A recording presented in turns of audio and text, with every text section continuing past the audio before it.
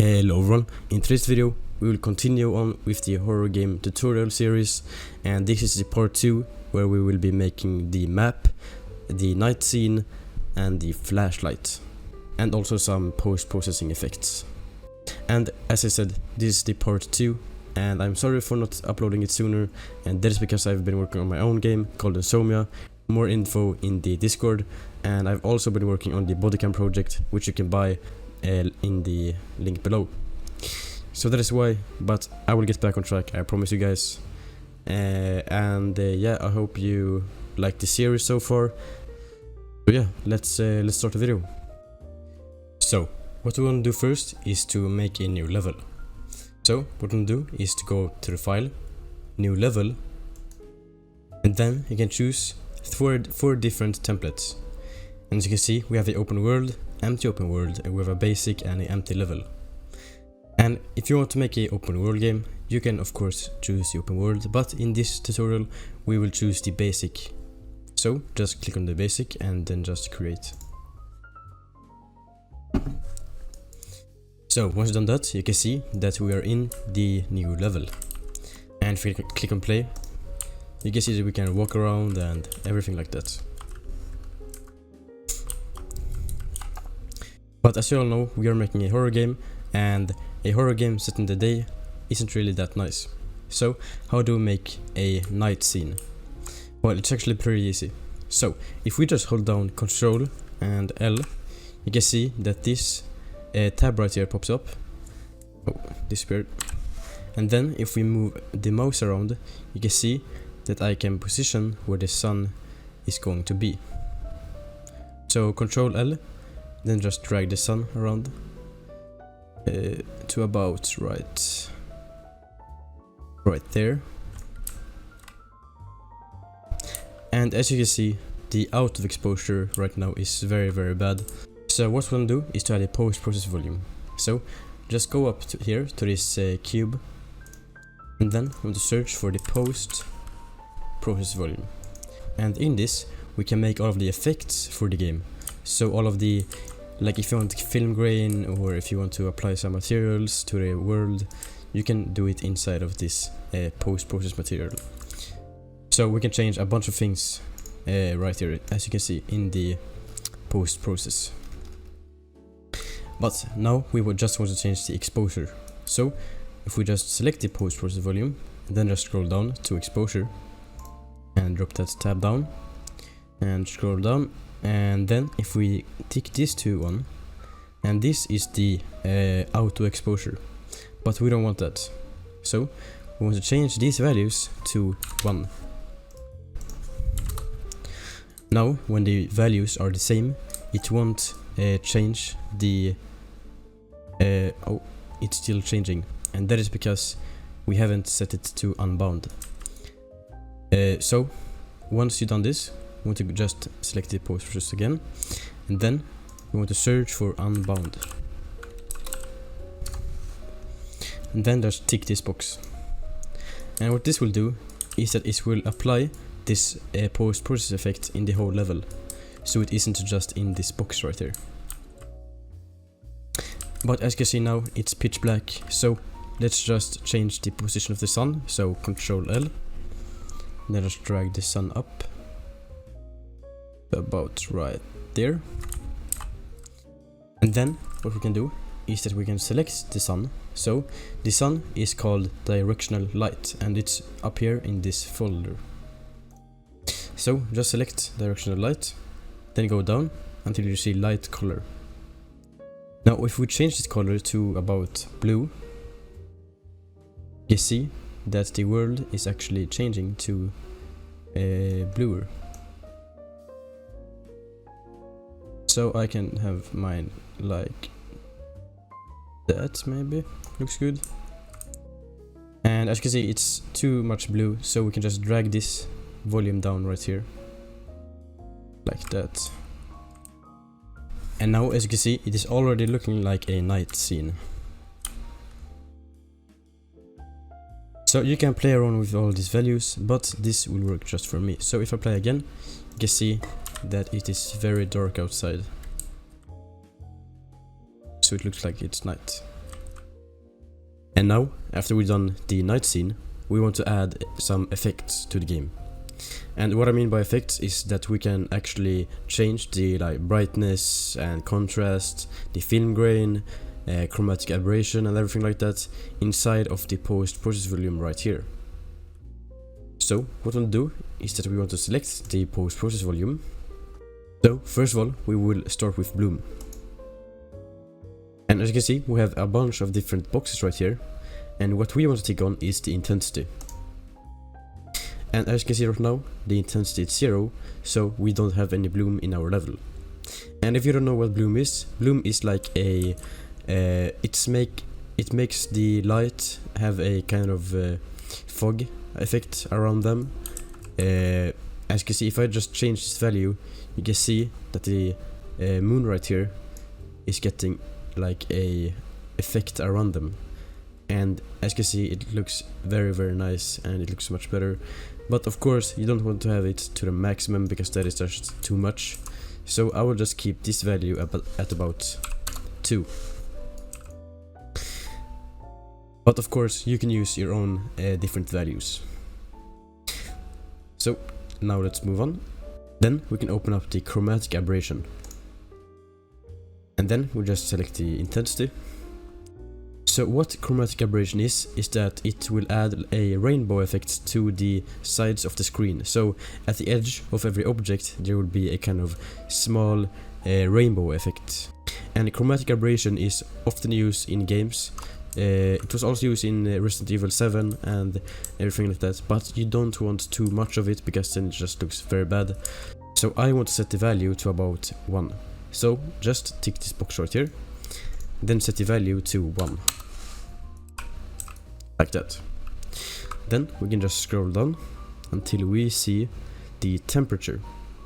And in the temperature you can change, of course, the temperature. So if I just tick this box and if I just drag this, you can see that I can make it colder or warmer.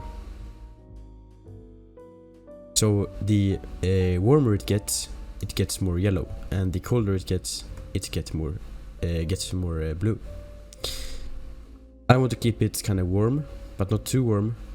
So I will just set the value to about, if the default value is 6500, I want the value right now to be about maybe 8000. Like that. And you can also change the tint, but I don't recommend changing the tint because it doesn't really look that good. But if you want your game to look maybe more greener, you can of course change the tint right here. Now let's move on to the film grain, which is kinda, yeah, right here. So the film grain, we'll just set the intensity, so we'll just tick this box right here, to 0.5. As you can see, it is barely noticeable right now because of the YouTube compression, but you can set this value to whatever you want. But I don't like too much film grain because it doesn't really look that nice with too much, and some players find it irritating with the film grain. So if I just play right now, you can see that all of the effects that we turned on are working, and it looks very, very nice. But of course, you in the video can't really see the difference because the YouTube compression will just make it look the same. So what we'll do now is to add a flashlight to our game, because as you can see, it is extremely dark and we want our player to actually see where we are going. And adding a flashlight is very easy. So what we will add is that we can actually turn on and off the flashlight, and we will also add a kind of realistic flashlight effect, so it isn't just a static flashlight, it's actually smooth and movable. So how do we add it? Well, first of all, we want to go into the first person folder, and then once we're in here, we want to go to the viewport. And here we can change the character, as you can see. So this is the character right now as we are playing as, and what we want to do is that we want to select the spring arm that we added in the last video, and then we want to add a spotlight right there. Now we can just call this flashlight. And then you can change the intensity and the light color and all of these different things. But the most important is the light color and the intensity.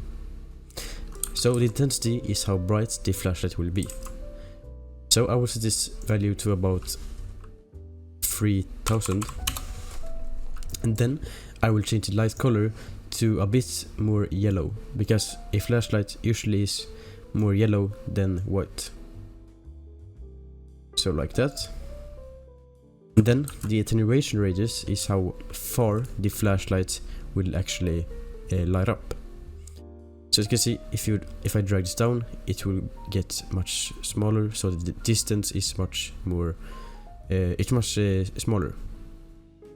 But I think that 1000 will fit just right for me. And then we can also change the inner cone angle and the outer cone angle. And the inner cone angle is at 0 right now. But if we just drag this up, you can see that it will actually add a kind of light in the middle of the flashlight. And what this will do is that it will actually shine brighter in this light, and it will shine less bright in the cone outside, if you understand. So I like to keep this at about 7 and the outer cone angle about 30, like that. So now we can just compile and save and try it out. And as you can see, I have my flashlight working.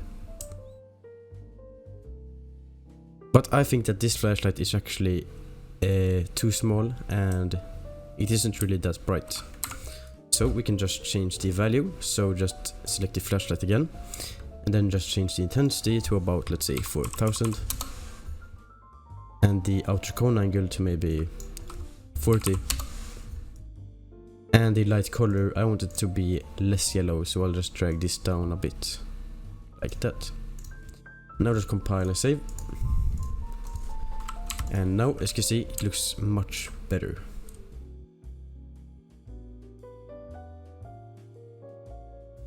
So now once we have the flashlight, we want to make it look a lot better when you look around, because as you can see now, when I look around, the flashlight is just static and it doesn't really move when you look around. So how do we do that? Well, go into the BP first character again, and then what we want to do is that we want to select the flashlight and then we want to add another spring arm right there. And as you can see, the spring arm is actually attached to the flashlight, but we want the flashlight to be attached to the spring arm, so the opposite. So first of all, just drag the spring arm onto the flashlight. So now we have unattached the spring arm. And then just drag the flashlight onto the spring arm. And then just select the spring arm and drag it onto the first person camera, like that. And now as you can see, the spring arm actually made our light go a bit far away, and that is because the target arm length of the spring arm is set to 300, so we will just change this to 0. And then just also untick this, and then scroll down until you see enable camera rotation lag. And it is this that will make it a lot more movable when you look around. So just tick this on, and then you can change the camera rotation lag speed, and the lower it is, it will be much slower when you look around. So 10 is actually a great value, so I can just compile a save and then try it out. And now when I look around, you can see that the flashlight is actually movable and it looks much better.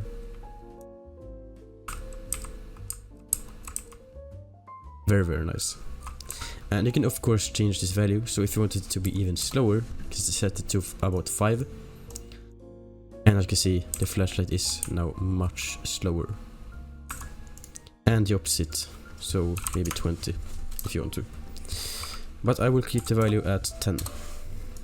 So now just compile a save. So now once we have the flashlight all working, we want to actually turn it on and off, because right now we can't. So what we want to do is that we want to go to the event graph to make some codes. So just go into the event graph, find the empty spot, and then we want to drag out the flashlight so we get a reference to the flashlight right here. Then out of the flashlight we want to set visibility, and the new visibility will be set to true because once we click on the flashlight button we want it to turn on. Then we want to get our flashlight key, so I will just right click and search for the F key because I want the F key to be the flashlight key. So once you press F, the flashlight will turn on. So then out of the pressed we want to get a flip-flop, and the A will go there, and then just duplicate this, and then the flashlight will go into the target of this one right here, and the B will go into the set visibility right there. Then make sure to set the new visibility to false so we actually turn the flashlight off when we click on F again. And what this flip-flop does, it will make it so that we don't have to hold down the key to have the flashlight come on. We can just press the F key and it will work. Then after we've done this, we want to select the flashlight right there, and then we want to scroll down until we see visible, and we want to turn this box off like that. So now if I play, you can see that the flashlight is off, and once I click on the F key it turns on, and if I click again it will turn off. Yeah, it looks very, very nice.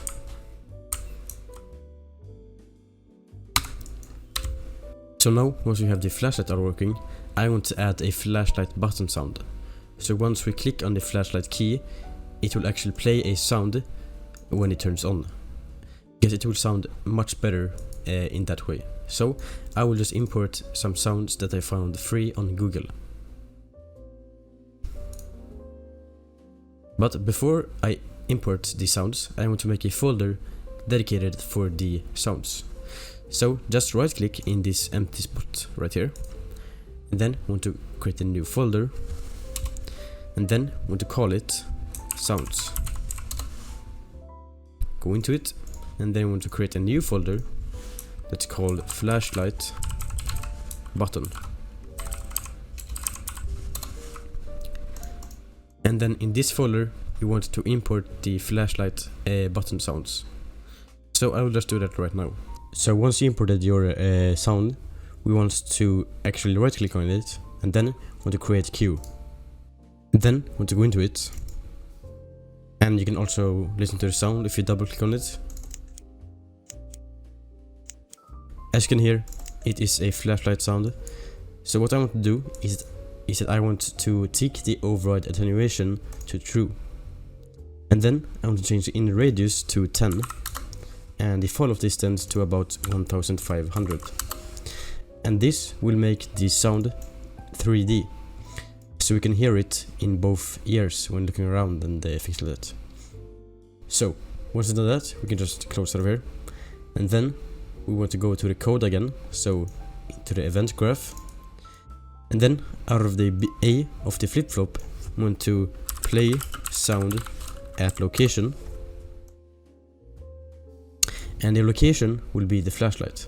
So just drag over the flashlight reference and get world location, this one right there, and the return value will go into the location. So now the play sound at location knows where to play the sound, so it play the sound at the flashlight, which is in our hand, or right now it is in our head. So this sound will be the sound that I just imported. So just search for the sound. So mine was called torch click 1, and I found this sound on Pixabay, and it is free, and if you want it as well, you can just go there and download it as well. And now, once we click on the flashlight key, it will turn on with a sound, but if we turn it off, it won't have a sound, and that is because it isn't connected to the play sound at location right here. So just copy this like that, and then the B will go to there, and U will go into there, and the location will be the get word location right there. So now if I click on compile and save, you can see that if I click on the flashlight key, it will turn on with a sound effect.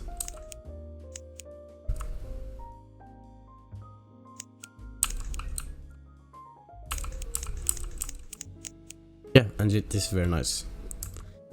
So that was today's video. I hope you liked it, and I'm sorry for not uploading the part 2 a lot sooner, and that is because I have been working on my own game that is called Insomnia. More info on my Discord, so just join the link in the description down below. And I have also created the bodycam project that you also can buy in the link down below.